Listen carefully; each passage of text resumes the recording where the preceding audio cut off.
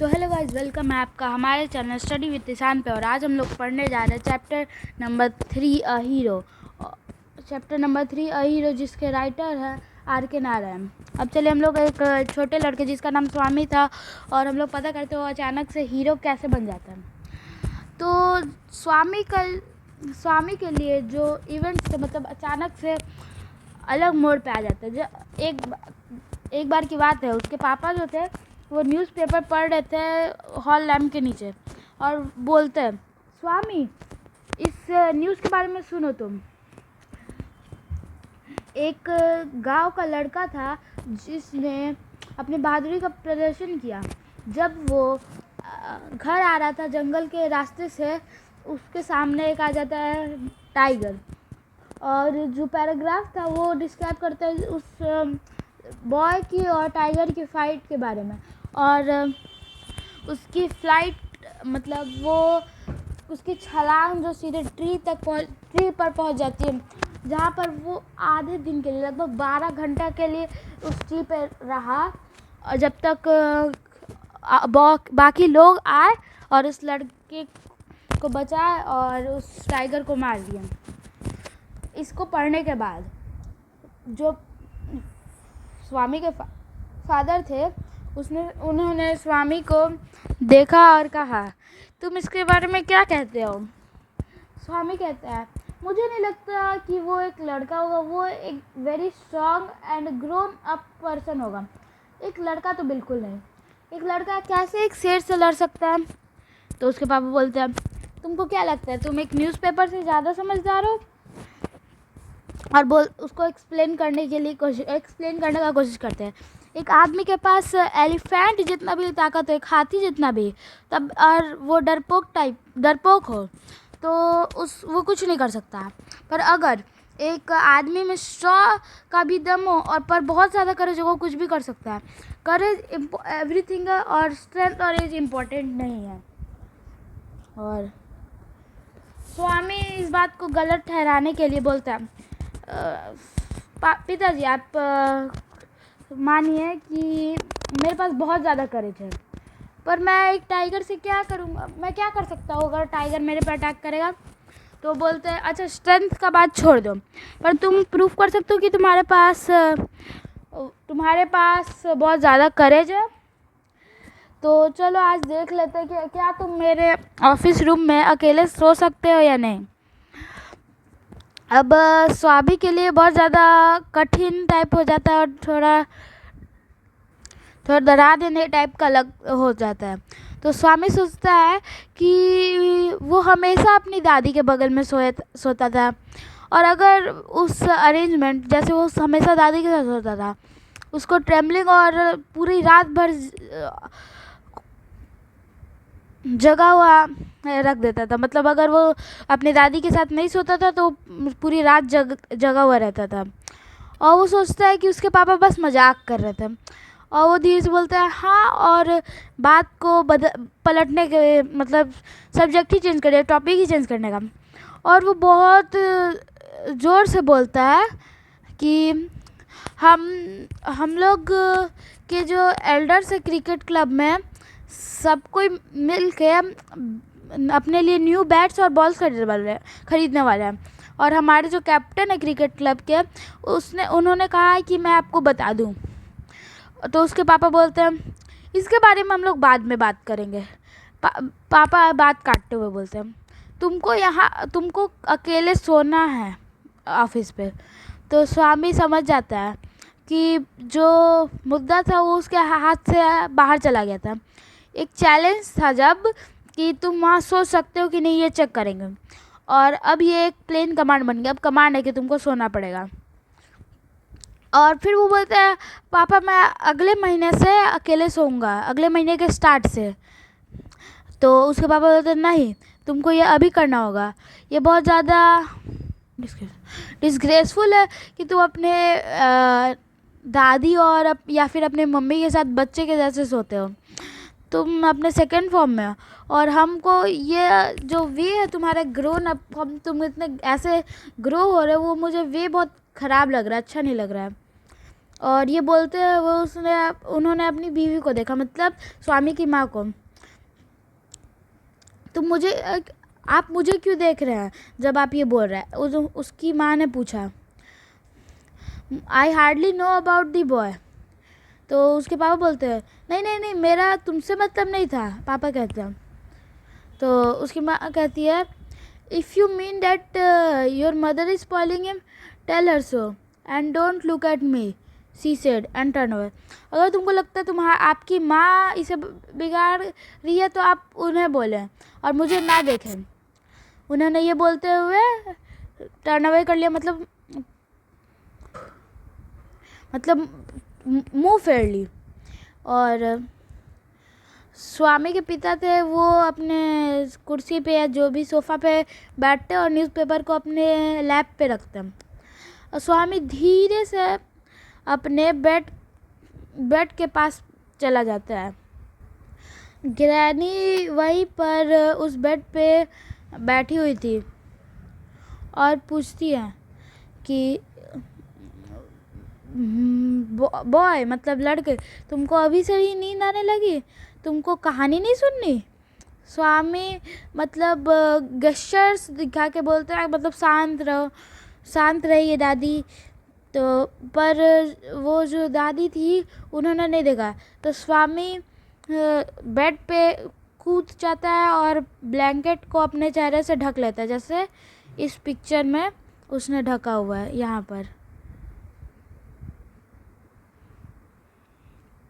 पर जैसे ढका हुआ है। किरानी कहती है अपना चेहरा मत छुपाओ, तुमको सच में नींद आ रही है?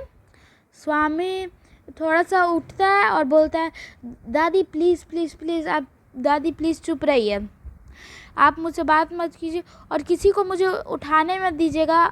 अगर घर पे आग भी लग जाता है तब भी मुझे मत उठाइएगा। अगर आज मैं सोया नहीं तो शायद मैं मर जाऊँगा। वो अपने बेड की तरफ होता है और खराटे लेने के नाटक करने लगता है। और फिर उसे पता चलता है कि उसका जो ब्लैंकेट था वो खींच लिया गया था और उसके फादर वहाँ पर खड़ा थे। वो कहते हैं स्वामी चलो उठो। वो एक भूत टाइप का दिख रहे थे, भूत जैसा उस अंधेरे में। अपार्शन मतलब ghost. Semi darkness of the passage. वहाँ पर थोड़ा अंधेरा था क्योंकि उसने लाइट बंद किया था, पर वो अंधेरा का रूम में रोशनी आ रही थी हॉल की तरफ से। स्वामी उठता है और जैसे कि वो नींद में उबासी टाइप का लेता है, जैसे कि वो नींद से उठा है। पापा कहते हैं जल्दी उठो स्वामी।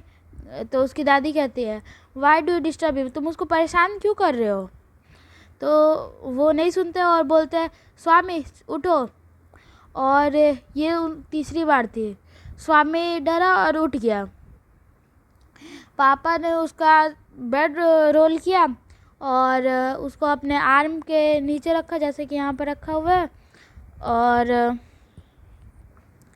और कहा चलो मेरे साथ चलो। स्वामी अपनी दादी को देखते रह गया और वो हेसिटेट भी किया, थोड़ा डर भी टाइप के गया, पर उसने अपने पापा को फॉलो किया ऑफिस रूम तक। और रास्ते में उसने बेचारे जैसा मुंह बना के अपनी माँ को देखा। तो उन्होंने कहा तुम उसको ऑफिस के रूम में क्यों ले जा रहे हैं आप? तो बोला वो हॉल में भी तो सो सकता है, मतलब। तो कहते हैं मुझे ऐसा नहीं लगता, वो हॉल में नहीं सो सकता। तो स्वामी अपना मुंह नीचे कर लेता है और चलने लगता है। तो बोलता है पापा मुझे हॉल में सोने दीजिए प्लीज़, आपका जो ऑफिस रूम है बहुत डस्टी है और वहाँ पर स्कॉर्पियो भी हो सकता है, आपके लॉक है बुक के पीछे। तो बोलता है वहाँ पर कोई स्कॉर्पियोज नहीं है, बिच्छू नहीं है, लिटिल फेलो मतलब छोटे लड़के, तुम बेंच पे भी सो सकता है अगर तुमको पसंद हो तो बोलता है can I have lamp burning in the room, मतलब एक बत्ती या लाइट रह सकता है उस रूम में? तो नहीं, तुमको डार्कनेस से डरना नहीं सीखना चाहिए। ये बस हैबिट का सवाल है। You must cultivate good habits. तुमको अच्छी आदतें बढ़ानी चाहिए। क्या आप प्लीज़ सिर्फ दरवाज़ा ही खुला रख सकते हैं? तो बोलते हैं ऑल राइट, ठीक है, पर प्रॉमिस करो कि तुम अपने दादी के बगल में नहीं जाओगे। अगर तुम ऐसे करते हो, सोच लेना, मैं तुम्हारे स्कूल में तुम्हारा मजाक बना के रख दूंगा। स्वामी को ह्यूमैनिटी से कट ऑफ लगा। मतलब उसको लगा कि जितने भी लोग थे उन्होंने उसे छोड़ दिया, और उसको बहुत ज़्यादा गुस्सा भी आने लगा।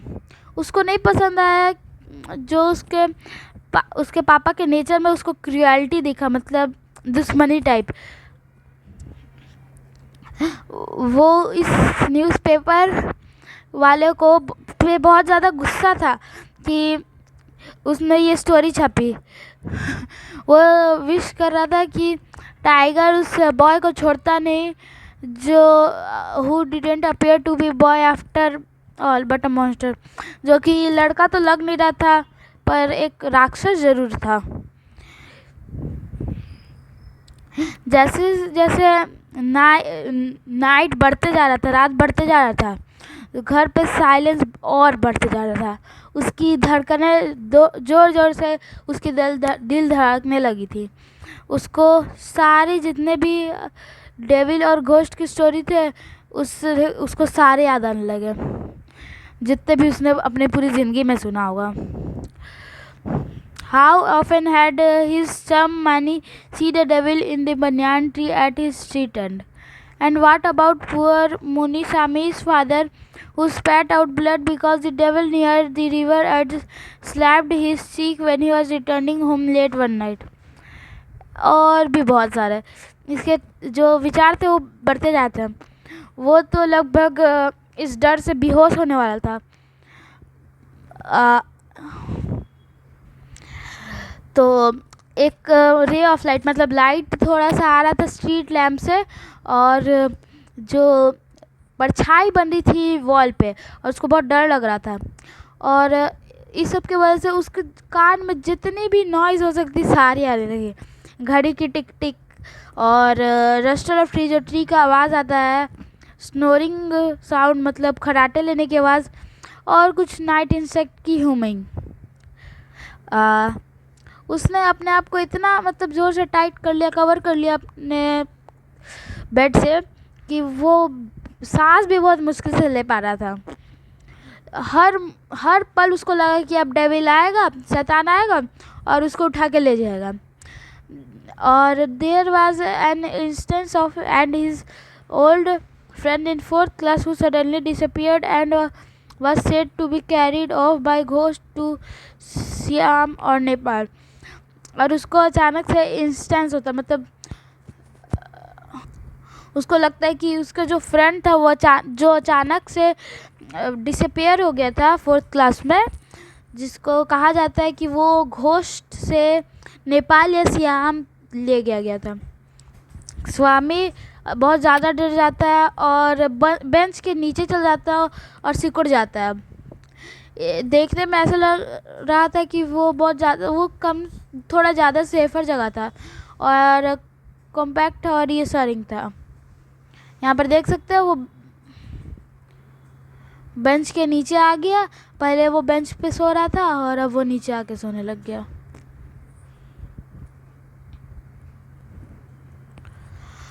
वो अपना आंखें बंद करता है टाइट और अपने आप को ब्लैंकेट में एकदम ढक लेता है और सो जाता है। और सोते टाइम उसको बहुत ज़्यादा भयानक डरावने सपने आते हैं। एक टाइगर उसको पीछा कर रहा था और उसका जो पैर था वो ग्राउंड पर स्टक हो गया था, अटक गया था, और वो बहुत ज़्यादा कोशिश किया था भागने का, पर उसके पैर हिल नहीं रहा था।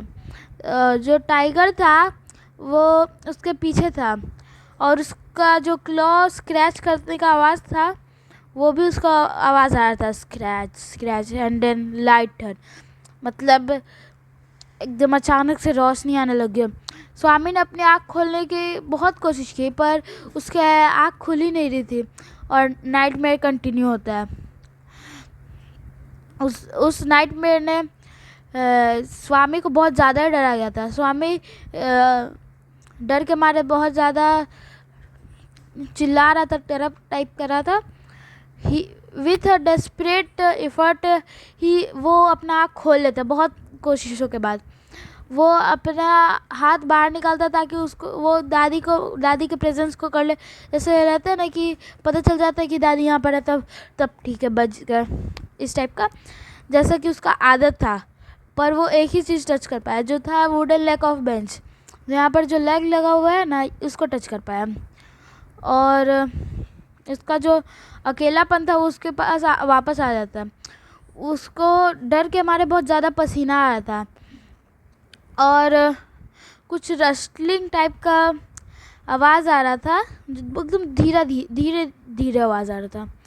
वो बेंच के एड्ज पे जाता है और डार्कनेस में देखने, अंधेरा में देखने लगता है। कुछ वहाँ पर इधर उधर हो रहा था। वो उधर देखते रह गया और उसको लगा कि अब उसका अंत आ गया। वो रियलाइज़ करता है कि डेविल अब आ गया और उसको खींचेगा और उसको फाड़ देगा। और उसको रुकना क्यों चाहिए। जैसे ही वो उसके पास आया, वो बाहर निकला और उस जो भी डेविल था उसको लगा, उसको एकदम ज़ोर से हैक कर लिया, जैसे कि वो उसका तीर एक मॉर्टल वेपन था जो उसको मार दे। जैसे यहाँ पर देखो, ये बेंच से निकला और ज़ोर से आके यहाँ पर काट लिया। फिर आवाज़ आता है, कुछ आवाज़ आता है जैसे ए यो, किसी ने मुझे काट लिया है। और वो आगे जाता है रोते हुए, जिससे वो गिर जाता है एक फर्नीचर से। यहाँ पर फर्नीचर उससे गिर जाता है और आवाज़ आया तो उसके पापा, कुक और एक सर्वेंट रोशनी लाइट लेके आते हैं। और फिर तीनों उस चोर को, और वो तीनों उस बर्गलर पे गिर जाते हैं, मतलब लुढ़क जाते हैं, जिसका एंकल था वो फर्नीचर के कारण ब्लीड कर रहा था, खून निकल रहा था। और कंग्रेचुलेशन जो था वो स्वामी के ऊपर बरस रहा था। उसके क्लासमेट उसको ऐसे देख रहे थे एकदम रिस्पेक्ट के कारण, और उसके टीचर ने उसका पीठ थपथपाया। जो हेडमास्टर था वो कहा कि वो एक ट्रू स्कॉट है। और स्वामी उसके फ्लैश पे, मांस पे काट लेता है, जो कि बहुत ज़्यादा नॉरिशियस हाउस ब्रेकर था डिस्ट्रिक्ट का, बहुत ज़्यादा भयंकर। और पुलिस बहुत ज़्यादा मेहरबान थे उस पर।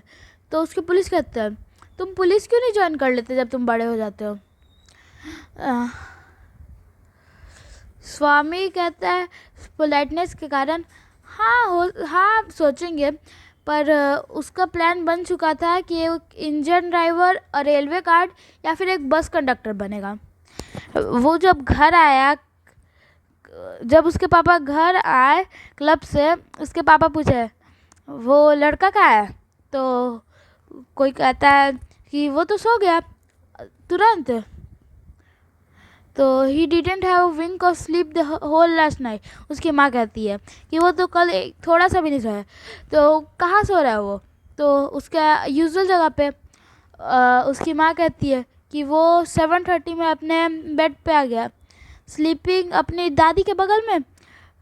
पापा कहते हैं कि पता, अब इसमें कोई हैरानी की बात नहीं है कि वो मेरे आने से पहले क्यों सोना चाहता था, चालाक लड़का।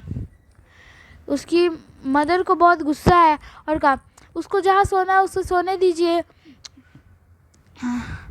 आपको कोई ज़रूरत नहीं उसकी जो लाइफ है उसको रिस्क पे डालने के। अकेले फिर से उसके पापा बड़बड़ाते हैं कि he went into the change.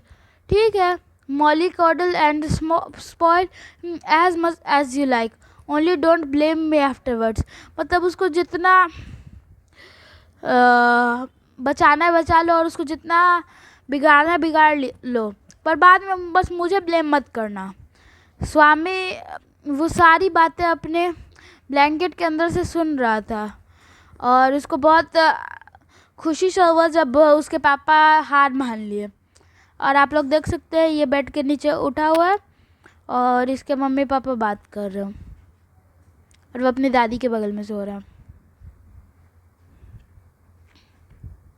और यहीं पर हम लोग का चैप्टर ख़त्म हो जाता है। तो ठीक है गाइस, मिलते हैं अगले वीडियो में और अगले चैप्टर में। अगला चैप्टर जो हम लोग पढ़ने वाले हैं वो है फाइट मंजू फाइट।